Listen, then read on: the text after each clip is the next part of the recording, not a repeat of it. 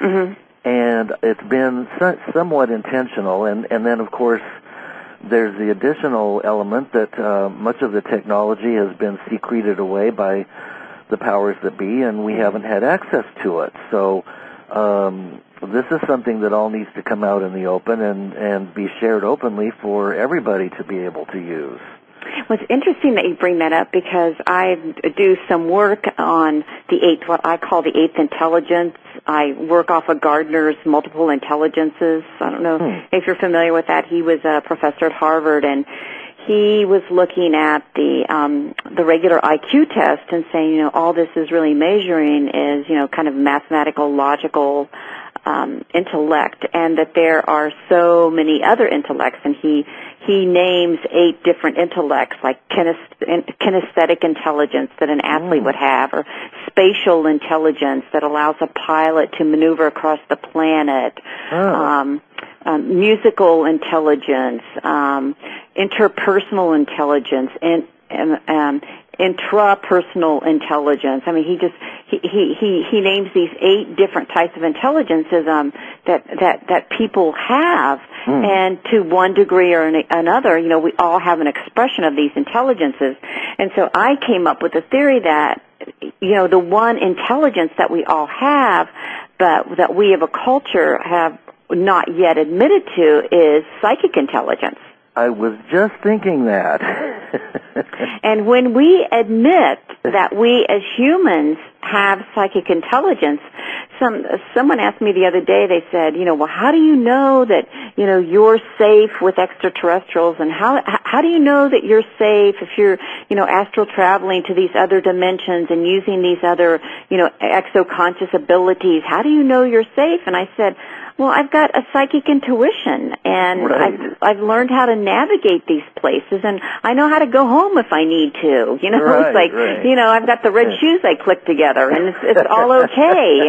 And when every human wakes up to the fact that we possess this psychic intelligence, then there is no more secret government. The secret government doesn't exist because there are no secrets when there's psychic intelligence. Right. And don't you feel that this is the direction we're headed? Oh, absolutely. And you know what? People, I feel this so strongly. People that work for governmental intelligence agencies or the national security state, they all know that this is going on. Mm-hmm. They all know that the whole psychic abilities of humans are increasing exponentially across the planet and within nation states.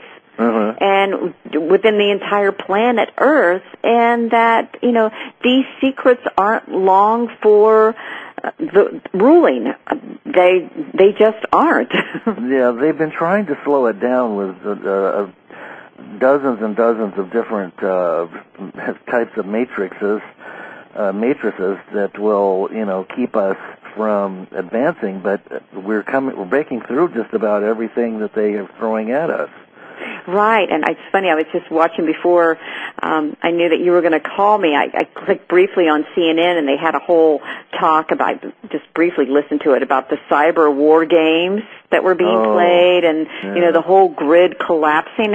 I sat there and listened to it a couple minutes, and I thought, oh my goodness, this is so trauma and fear-producing. Yes. I'm not going to listen to this. It's just pulling trauma and fear into our culture. Yep. And the military is committed to trauma and fear. Well, and I think, unfortunately, without even thinking about, why they're there. I mean, we look back at the wars that are fought, and the Civil War that so marred and marked America, and literally, men just lined up and shot each other. Yeah.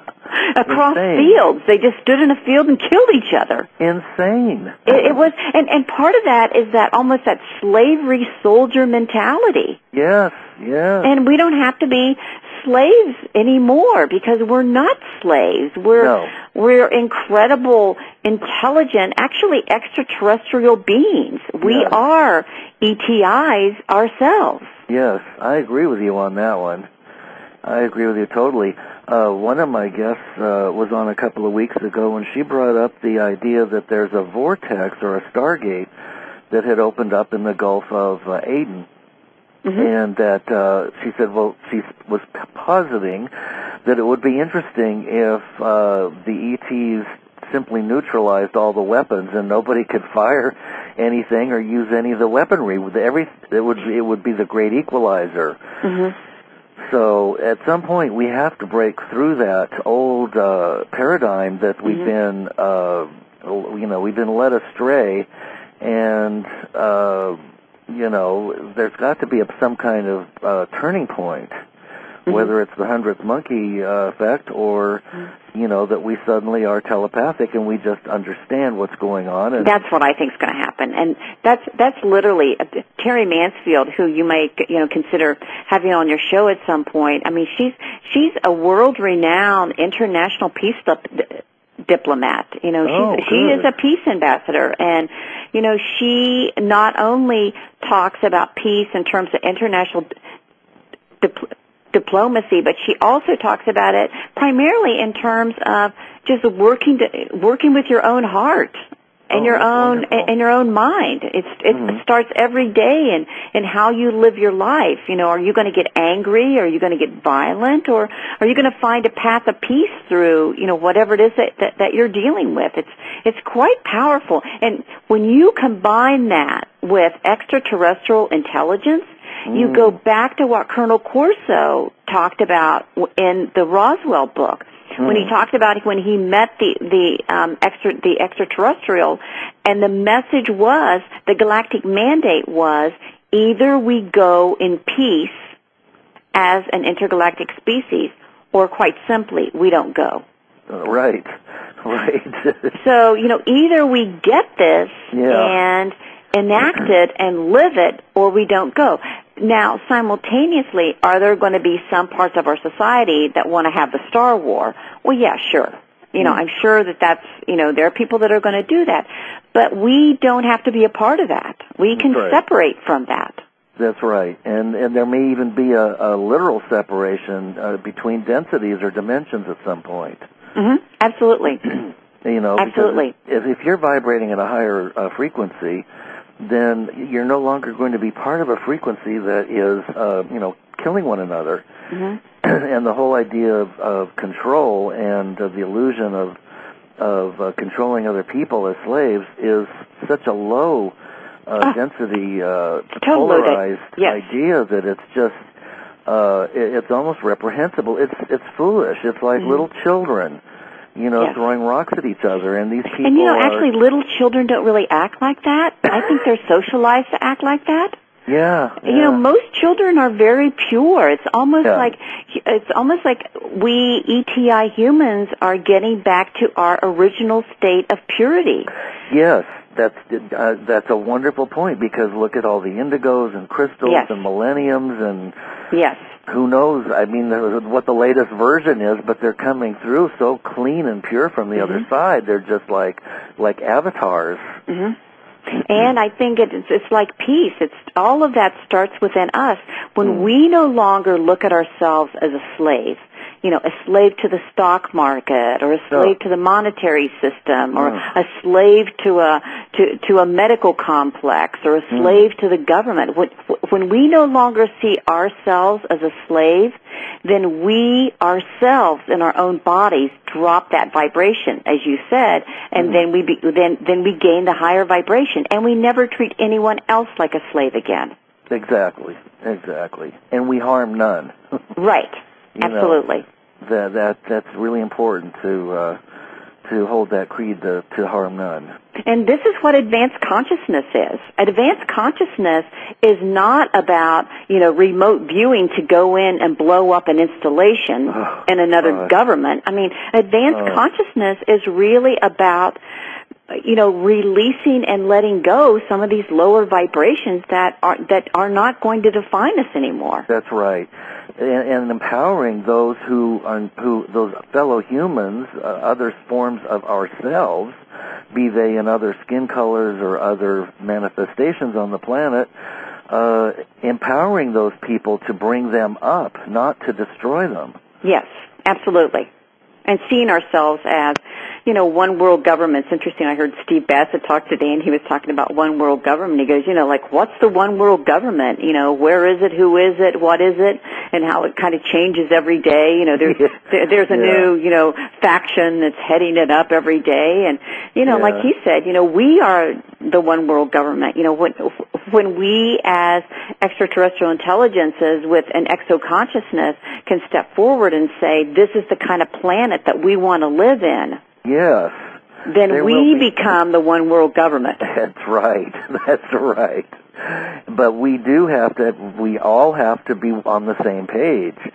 And, so much of what's going on incites polarity and duality consciousness, like, the games. I don't watch much television these days. But I can't imagine why. Well, the Pleiadians said not to. Yeah. They have these little vignettes of guys, screaming and yelling and beating each other up, and you have to pay $44.95 to watch it. And I thought, right. My goodness, think of all the people who sit at home in groups and drink beer and yell and scream all night about men beating each other up. Yeah. We've got to make some changes here. That is literally colluding with the violence that was probably traumatizing you as a child. You're just reenacting it again and again and again. Yes, to try to work through any type of violence. You're just literally colluding with that and perpetuating it. That's right. It's self-perpetuation. It's interesting that you kind of bring up the whole idea of harmony and unity, because one of the things that, as I've dealt with these extraterrestrial intelligences, I've been led to is a feeling and a belief that as we evolve as an exoconsciousness, as an extraterrestrial species, and coming to see ourselves as an extraterrestrial species, one of the things that is going to happen literally is in our physical brain and heart and body, we are going to begin to unify. So we are going to begin to develop a unified brain. So we're not going to have a bicameral heart or a bicameral mind. Oh, we're going to have, wouldn't that be, literally I feel it happening in my body. I do a lot of advanced brain work, and if you're into meditation or whatever, I mean, you can literally begin to feel when those trauma scars leave your body, in your brain, you literally then feel your brain balance and harmonize and unify. Interesting. And I don't know what that's going to mean or exactly how that's going to feel, but I know for within my body and within my consciousness that that's happening. Well, I know that I do a lot of work on balance and, between the left and the right brain. And I pretty much can tell when I'm, tilting in one direction or the other. So I've kind of reached a level of balance that I'm comfortable with. Now the rest of it is releasing fear, judgment, and anything that resembles a lack of self-love. So it's just an ongoing process. That's beautiful. That's really wonderful. But I mean, the other thing I wanted to say is that I don't think in duality anymore. I can see it clearly now, and when I see news stories, is it this way or that way? Did he win or lose? And I'm starting to just see that everything is languaged in such a way to force us down an either or path. Yes. And I think that's all old paradigm, and soon we'll be thinking in symbols or colors and light. And we won't need words because words are cumbersome. Or images. And you said you saw the symbols coming out of they were sharing. I wish you had a book of symbols. It'd be fun to look at them and, you might consider doing that someday. I don't know. Oh, that's a good idea. Oh, that's a very good idea. It really would be fun. It would be a bestseller. Yeah. That's interesting. Can you imagine how many people would just love to see, Probably got it stacked away someplace in a notebook. That would be wonderful. That's a great idea. Yeah, and they could be